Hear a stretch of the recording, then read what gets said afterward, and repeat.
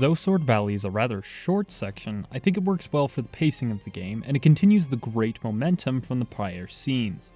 The first scene here provides some decent explanations for what will be an ongoing mystery now about how the Mechon army works. The party notices ether flowing through the sword, and Dunban ascertains that it's the fortress, which falls in line with his better knowledge about the sword than the rest of the characters. Dixon, who now says he's a part of the new assault on Mechonis, is awaiting everyone at the bottom to provide supplies, and this is where Alvis leaves the party.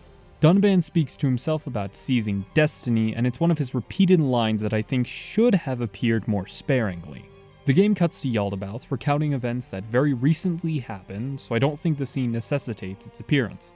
But the flashback at the beginning does provide more subtle hints to the truth behind the creation myth, so I still want to commend that aspect. The next moment is the party's final confrontation with Mumkar, and it's one hell of a fight. The banter between all of the characters is fantastic, and it's one of this story's peaks in terms of natural dialogue and emotionally engaging conflict. But continuing the banter leads to Sharla worrying about whether Gadult is inside one of the face units, which adds even more tension and mystery to the scene itself, as well as future events. Metalface in the next scene gives an explanation about ether, which is very out of character for him, since in one of the lines prior he says that he doesn't know how the spears work exactly. There are enough context clues to figure it out, and an explanation from a more fitting character like Egil would have been better suited. After the battle is finished, Mumkar is weakened by the Monado, and his dialogue reveals more about his psychology, specifically that he now has a superiority complex of some sort, which I think is a superb development, since superiority complexes often stem from feelings of inferiority, which is a principle quite evident during the prologue. Dunban tries to kill Mumkar, and right now, it seems justified. Because he's killed so many Homs for his own gain, Mumkar is selfish and deserves punishment. But then there's this wonderful scene, where the motif of revenge has a turning point in the narrative. Shulk stops Dunban from attacking Mumkar.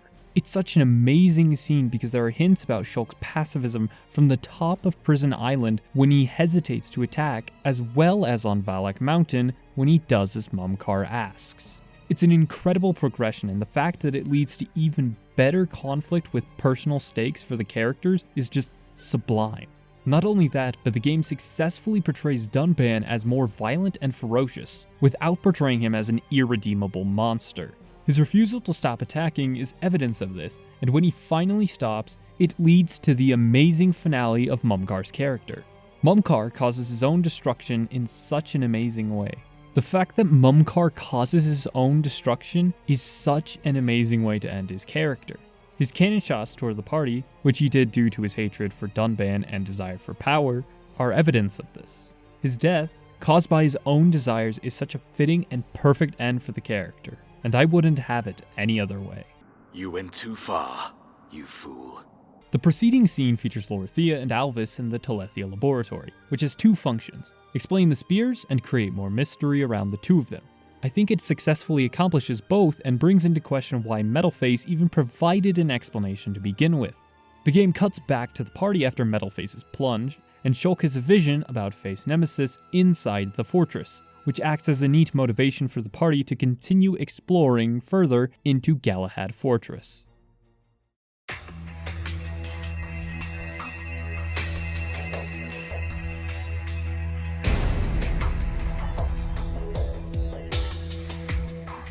There's really nothing of note before the confrontation with Egil. There are a few cutscenes that provide some neat context to the fortress, and the story quests here aren't anything to write home about. Once Egil greets the party though, everything becomes great once again. The group fights Fiora's face unit, which is now clearly under the control of Yaldabaoth. The party isn't able to stop her from attacking, so they try to flee. The bridge collapses, so Shulk plunges the Monado into the bridge and looks for Melia of all people to try and catch her while she's falling. Wonder if that's meant to signify something about how Shulk feels. I don't know, I'm pretty sure it's just a coincidence. The party promptly lands where Yaldabaoth greets them by turning on the Apocrypha. This scene creates a wonderful contrast to when Shulk first used the Monado because an attack hits him, and Ryan has to use all of his effort to take down a single Mechon. Usually Shulk can dodge simple moves like the one here because of his visions, but the lack of a dodge reinforces the powerlessness of the group here. Moreover, Dunban, who is usually the most obstinate, advises that they should flee. It all culminates into Shulk's desperation after the fight with Yaldabaoth. The next cutscene begins with Tragic Decision, one of the best tracks in the game. Fiora breaks free of Yaldabaoth's control, and she attacks him, unleashing a red glow surrounding her figure, to which Goldface replies, I consider this another moment of misdirection because right after he says the line, the game cuts to Shulk's Monado, despite the fact that, in retrospect, he's referring to Meyneth's Monado. It demonstrates how yet again Xenoblade excels at misdirection and unpredictability. Another excellent aspect, connecting back to the motif of revenge, is when Fiora mentions how Egil, the one inside Yaldabaoth, has a desire for revenge too, setting him up as a parallel to Shulk. And after Fiora's next attack, chaos truly erupts throughout the fortress. Shulk dives off of the fortress to help Fiora, excellently demonstrating the depth of his relationship with her as they plunge down to the fallen arm.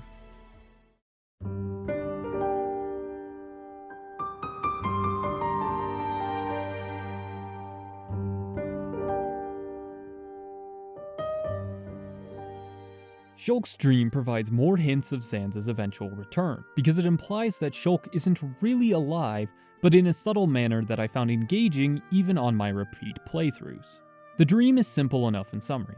Shulk tries to pick up a piece of metal and he falls through the floor, seeing a sinister version of himself. His fall into the floor is representative of his literal death at Ase Tower, and the sinister version of himself is Zanza, since it's quite similar to his character's figure once he returns. Similar to Shulk, but with a more malicious personality. The camera pans over Shulk on the beach once the dream is ended, leading into another fantastic scene, the reunion between Shulk and Fiora. Their embrace at the end of the scene is the perfect way to display their affection for each other, and Shulk's awkward tendencies, interrupted by Fiora, are another great instance of wonderful characterization for these two. The next scene provides some explanation for what Fiora felt after she died, and I think it's a fitting moment since Shulk is likely to have questions about what happened. But there isn't too much of note beyond that until Shulk says this. I hope she stays trapped. It reveals some hidden feelings of vengeance and anger toward the Mechon that are still inside Shulk, which acts as a brilliant setup for some tension in an incredibly climactic scene later.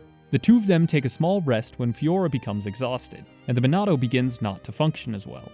This scene begins a small idea that Fiora's new body is grotesque or abhorrent in some way, which I don't think fully succeeds. Her body doesn't look that different, and certain armor equipment depicts her character with more skin, such as on her legs and arms. I think it makes sense that her chest always is covered in Mechon parts since that's where her wound is, but her Mechon body resembles that of a human more than that of a disfigured amalgamation like Mumkar's body. His character model has a giant hole in his stomach where now only a metallic spine remains. Along with the metal covering his face, it presents a more grotesque and drastic change from his Hom's form, a transformation that Fiora is lacking. So when Fiora believes that she wouldn't be accepted by other Homs, it feels a little ridiculous since she still maintained her general humanoid figure. After Shulk defeats some Mechon who arrive, the group is surrounded before cutting to Reyn and Sharla. The scene here allows for some slower character growth of the party members, which was also true for the prior scene between Shulk and Fiora, which is well warranted and still indicative of the game's high caliber writing. Reyn reveals more about his feelings of inadequacy, and Sharla shares her dreary wartime experiences. The two begin to open up to one another at a relevant time in the story, and the scene culminates in some hints at the romantic tension between the two, which has a great flow and development as well. Reyn and Sharla find Shulk and Fiora, leading into a fantastic scene, boasting some more great dialogue. Reyn exhibits his reliability when offering to help carry Fiora, and it leads to some great banter between the party. It continues showing how Shulk, Reyn, and Fiora are friends, which benefits the story because it reminds the player about the significance of this relationship, and also why the two of them went to such great lengths to find Fiora. And all of that banter leads into more character development for Reyn. His whole arc revolves around his friendship with Shulk, and the explicit mention of it here is welcome and warranted for this kind of arc, so I don't find it awkward or out of place. The game cuts to the remaining party members once the earlier group arrives at a strange location, and it leads into one of the better moments for Riki's character. Yet there are still some problematic aspects I'll mention in his own character section. Dunban opening up to Riki, both of whom act as father figures in some way or another, is a strange yet fitting combination. The scene also capitalizes on Melia's unwillingness to share her emotions because it's the impetus for the heart-to-heart between Riki and Dunban, not to be mistaken with an actual heart-to-heart in the game, mind you.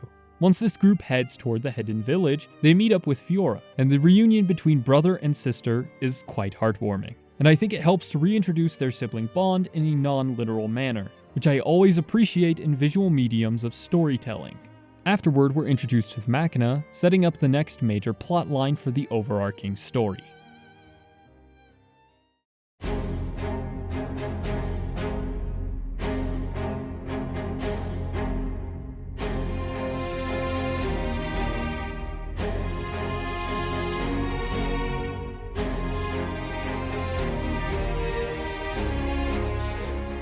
When the team arrives at Junks, Linata explains several concepts to the party and ergo the player, including story ideas like the Machina, origins of the Mechon, etc.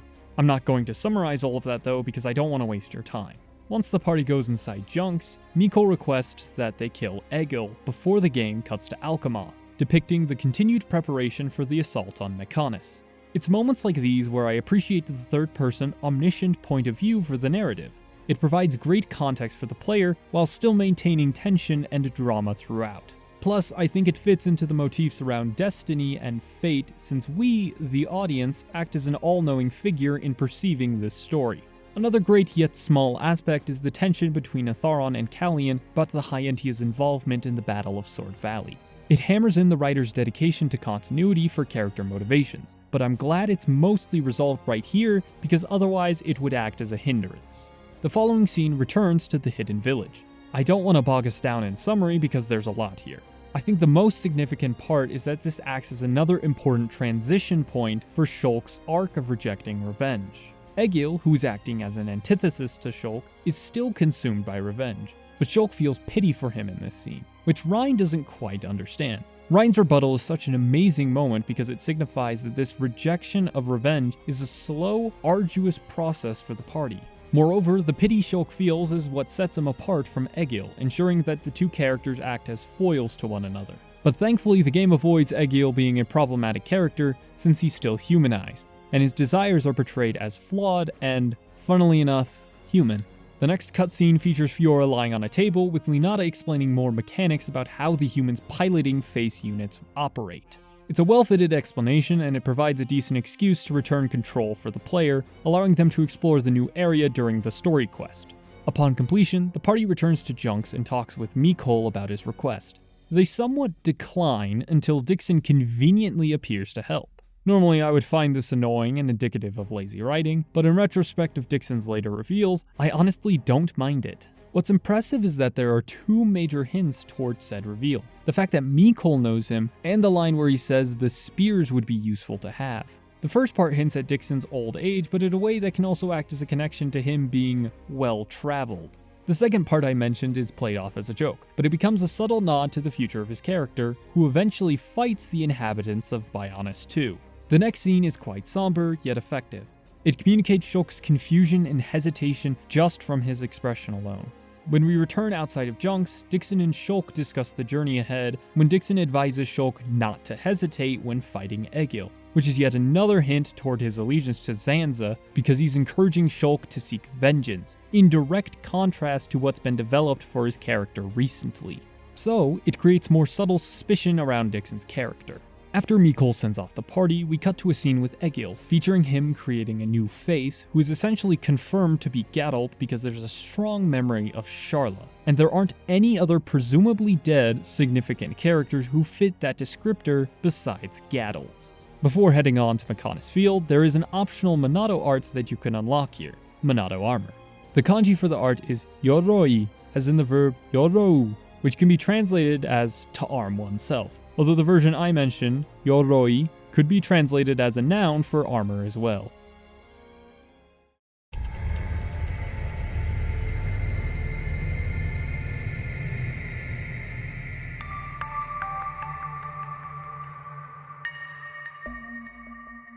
Mechonis Field is an endurance run to see if the player is capable enough to continue playing the game after the exceedingly satisfying reunion with Fiora.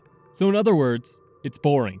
So boring that some players quit the game around this section, which is a shame since this chapter ends with some great character interactions between Reyn and Sharla, along with a memorable confrontation to cap it all off. In fact, nothing of interest in terms of the main story happens until the very top. Here's the first cutscene of Mechonis Core, abridged, to prove my point. Wow, Mechonis big. Egil's at the top. I appreciate the scene for giving direction to the player, yet adding better but still short character interactions would help spice up the scene. And the flow of the level doesn't help with the boredom either, since you'll have to run around the entire map, activating switches on one end of the map for an elevator you already passed on the opposite side of the map. It's just so frustrating. The first interesting part of the story happens on the 4th floor. The first interaction is between Dunban and Fiora. It displays their sibling chemistry while also highlighting Dunban's paternal role in helping Fiora. Fiora is more honest with her brother since she reveals how she's truly feeling about her new body. It works as a great method to illustrate her trust toward Dunban because she's finally honest. The following interaction is between Sharla, Reyn, and Shulk, which is spectacular. Reyn helping Sharla with her rifle and realizing the emotional significance behind it helps deepen the romantic chemistry between Reyn and Sharla. Plus, the scene features a more subtle comparison between Reyn and Geralt when the camera cuts to a flashback with Geralt after a shot of Sharla admiring Reyn in the present. The character choreography on display here too is superb, capturing Shulk's dedication and Reyn's enthusiasm in such a sublime way. The proceeding flashbacks flesh out more of Geralt's personality, conveying him as a stalwart, persevering militant figure, which is not so subtly setting up his character's return. After the flashbacks, Sharla questions Reyn to see if he's truly similar to Geralt, and Reyn's answer is different from Geralt's now, since he says that he's not willing to die in order to stop the Mechon, which is the first difference the story highlights between the two of them. The end of this fantastic scene shows Dunban, being as perceptive as expected for his character, noticing Jadeface spying on the party. The next important set piece is when the party finally confronts Jadeface. The scene begins with two key setups for future events. First, Fiora collapses from exhaustion, which acts as a setup for her potential demise since her new body is losing energy. Second, the third rule for Shulk's vision, the flash in front of his eyes, doesn't occur, which isn't an inconsistency. It's a setup for Zanza's soul regaining more power inside of Shulk. After the two setups, Jadeface arrives, leading to a unique boss battle. Jadeface is at the end of the long tunnel, and you have several ways of approaching the boss. The two most effective options I can think of are these: either travel from barrier to barrier, slowly traveling toward Jadeface, or cast Monado Shield and head straight toward him with brute force. The flexibility of the combat encounter here is a great strength of the combat system since it allows for player experimentation. Not only that, but the boss fight has more elements for you to juggle than just defeat the boss, even though I still find those encounters engaging too. The party eventually defeats Jadeface, and Geralt leaves the phased Mechon's cockpit to reveal a grotesque, decrepit form, which is a starker contrast than Fiora had with her Homs figure, and I honestly appreciate it. Sharla attempts to reason with Geralt, and during her conversation, the camera displays a moment where Reyn stops Dunban from attacking Jadeface, which is such a simple yet amazing character moment since it furthers Reyn's romantic feelings for Sharla. Those same feelings are reinforced when he protects Sharla from Jadeface's cannon blast. Finally, Egil, acting as Geralt, monologues about returning order to the world while the camera zooms into the Monado, hinting at the more sinister side of the sword as we continue onward to the next part of the game.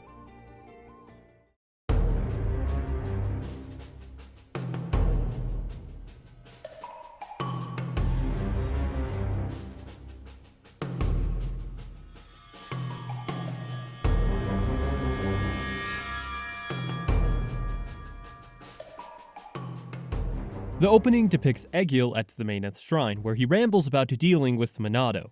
It isn't anything too significant since it acts more as an explicit hint about Zanza's malevolent use of the Monado. The scene afterward is the introduction to Memory Space, showing Shulk floating in space surrounded by planets. The game reveals later whose memory this area originates from, but for now, it's a complete mystery. Alvis talks to Shulk in this void, and he tells him to find his own Monado. It's confusing for now, but acts as a setup for when Shulk unlocks the true Monado, although I wish the scene was a bit more subtle about it. Shulk's flashback afterward provides better mystery and foreshadowing, thankfully. The details of the event in Shulk's mind aren't exactly clear, but I prefer it that way. The lack of clarity adds to the mystery while setting up clear plot points, like Zanza's return and Shulk's true history in Osse Tower. The next cutscene depicts the party waking up again, and it introduces Vinea. Her dialogue here serves as an explanation to a lot of questions the party has, including the truth about Meyneth, Phased Mechon, and Zanza. Though some of these are half explanations that don't contain the whole truth, I think they're satisfactory for the range of knowledge that Finea has. Plus, the information here isn't a complete repeat of information, so the scene is warranted and relevant. My only complaint here is that the exposition dump still feels a little unnatural. The lead-in for Finea's monologuing is organic since it begins because of Charlotte's comments toward Jadeface, but the extended exposition beyond Jadeface feels awkward and out of place, despite its necessity this far into the narrative. The story then jumps to the battle on Sword Valley, where we see legions of Homs, Nopon, and High Entia unifying to battle the Mechon army. Callion's speech here cements him as a successful leader since he comes off as prepared for the attack on Galahad Fortress. The game cuts back to the party talking with Finea, where she guides them toward the next destination, Agniritha. But to enter the city, the party needs to traverse through Central Factory, which acts as a transition area, so not much of plot significance happens here. There are the Face Maintenance Bay and Maintenance Wing locations that reveal more about Egil's manufacturing capabilities, though. The first location provides context for certain scenes prior, and the second one showcases and introduces the concept of a mass-produced face. But other than those small details, there isn't anything until Agniritha.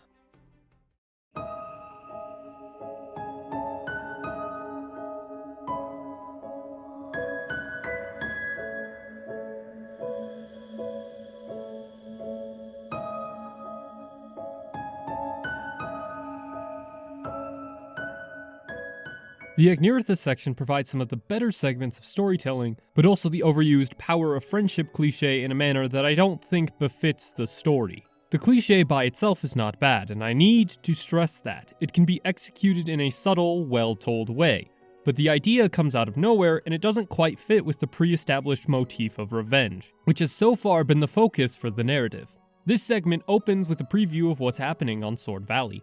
It acts as a successful attempt to display the unity between all the different races of Bionis, but it also presents setups for the eventual turning point of the battle. The one major hint here is when Alvis discusses the enemy's hidden reinforcements, which marks the arrival of the mass-produced Face Squadron. It serves as a hint of what's to come since the line demonstrates how the squadron isn't guaranteed to win the battle, and we'll see more explicit hints toward that later. We return to Agniritha, greeted by a scene that integrates Riki into the conversation well, which is something I wish the game had more of. But Riki's involvement leads the party to finding fossilized Telethia, which Finea says came from the ancient battle between Bionis and Mechonis, which had a small hint toward the Telethia's involvement in the very first cutscene of the game. Once the group reaches the top of the data tower, a long expository scene takes place, elucidating most of the truth behind the mythical battle. The first superb detail for the characters is that the party doesn't know what a hologram is, so they're amazed by it, and they rationalize their own explanation, which drives home the writer's commitment to character consistency. The digital memory also displays a peaceful, lively time period for the capital and also the Giants, acting as a successful contrast to the current state of the world. The other great payoff here is the Bionis' offensive attack form, which already was present even from the first cutscene.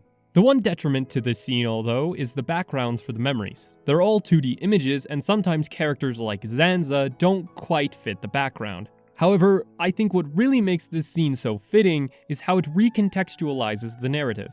The events leading up to Agniritha have a different, more twisted context now that the party knows what truly happened between the Bionis and Mechonis. Not only that, but it adds to the dichotomy between Shulk and Fiora. Shulk has a biological form while acting as the successor to Zanza. Fiora has a mechanical form while acting as the successor to Meyneth. It's a great juxtaposition that the soundtrack will capitalize on later in the video. After a small contextual cutscene, the group arrives at the transporter, and Jadeface greets them once again. Shulk's continued ability to sense attacks without visions hints at Zanza's return since it acts as his slow regaining of control. After the fight though, Charlotte's attempt to appeal toward Gadolt's emotions is something that I could find boring and cliched, but frankly it fits the narrative because of how incompetent Egil is. His first designs for Phased Mechon, like with Sword, only use the supposedly essential parts such as the brain, heart, etc. So his first attempt at erasing memories was bound not to succeed fully. Additionally, Meyneth's assistance toward the party here is warranted, and it doesn't feel as though it's a convenience for the characters since Fiora and Meyneth are still learning to share a body. Once the party buys her enough time, Fiora unleashes an attack that she learns in-game after the encounter, Final Cross, which acts as yet another bridge between story and gameplay. When Gatalt finally regains control, we see his distorted, abhorrent figure, which is the type of character design that Fiora needed and didn't receive. The one final detail here is when Gatalt calls Reyn Kid. It reinforces the similarities between the two of them in a subtle way, and it acts as a great closure to almost ending the relationship Sharla had with Gatalt. There's a little preview on the Battle of Sword Valley again, and Alvis states how the Mechonis is reawakening. But he had a similar prediction about the Bionis much earlier, and that, so far, has not come to fruition. So there is still uncertainty about this aspect. Egil chats with Vinea right before everyone else arrives, and it reveals some more key information about why he continues to seek revenge. So I think the scene is warranted in order to ensure that he isn't considered a monster by the player. Once the rest of the cast arrives though, there's a natural flow into more elucidations about Egil's tactics. And while there is a large portion of information, it's still relevant to the conversation and also our knowledge of the game's plot. The one part that bothers me is when the dialogue uses Reyn as a cliched, ignorant scapegoat to explain starvation tactics in case the player has no military knowledge. While the moment works as it is, portraying Reyn as the local dumbass isn't the best way to provide this simple information. The final cutscene before the fight implements Reyn's rash personality in a much better way when he's quite ready for combat despite Egil being the challenger. After the fight finishes, the stupid power of friendship moment occurs with this line. The power of the will to protect your own. Is that what you refer to? Listen, the power of friendship motif is not a bad concept inherently. I feel like I've emphasized that too much throughout this video, but it's true. Having a specific trope is not as bad as long as it presents something new or unique and it's relevant to the narrative. The cliche here does neither of these, and I think the second aspect is the most egregious.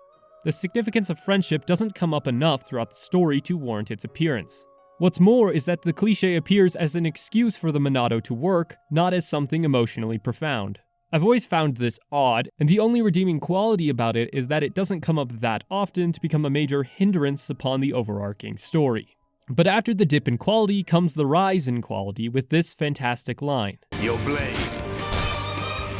It did not cut deep enough. This moment serves as a fantastic and subtle parallel to the fight between Bionis and Mechonis so long ago. Shulk strikes the same arm where Zanza swung at, cutting off the Mechonis arm, the same arm that Egil presumably rebuilt since it's now fixed during Shulk's time. And because Shulk couldn't pierce his arm, he's depicted as weaker or less capable than the Bionis, which will act as a setup for more tension when he finally confronts Zanza. Moreover, it creates more immediate tension because Egil is stronger and more resilient than Shulk, so there is actual uncertainty of whether or not the main character will succeed. So even though they do ultimately win, the tension is still present and developed throughout. What brings everything together is the preceding combat encounter with Yaldabaoth, who's at level 72. As someone who did every single side quest, barring, I believe, 2 of them, Yaldabaoth is still a higher level than me in this boss fight. So for even the most prepared players, Egil is characterized as more powerful than them in the gameplay too. But after the fantastic combat encounter comes the moment where Egil receives more empathy because of his conversation with Meyneth. He explicitly feels betrayal, which I think is a necessary line since we can't see his face inside the mech. And his emotions are so resonant here as a result of the emotional, personal conflict between the god he worshipped and himself. His desperation leads him to piloting the Mechonis, and while we don't understand the full context of what it takes to pilot the Titan, it appears to be taxing on the user, probably because a Machina was not meant to pilot it. The party reawakens and tries to escape the city in a futile effort. The desperation in all of their voices, especially Sharla's, is superb writing. All of their fear is expressed plainly, and it elevates the scene from boring to personally engaging. The conversation between Reyn and Sharla is exemplary too. It implements Reyn's reliable nature to convey his supportive, caring attitude toward Sharla. The two bounce off of each other wonderfully, and it's why their romantic chemistry is developed and natural in the entire narrative. After an almost failed attempt, Gatalt rushes in and protects the party from the harmful blast. While you could say that it's not clear how Gatalt would protect the party from a blast like that, I don't think it takes away from the emotional impact of the scene at all. It's such a fitting conclusion to Gatalt's character, and his death provides even more personal stakes for Sharla and Reyn, also developing the two's feelings along the way, and I couldn't ask for anything better to end this section.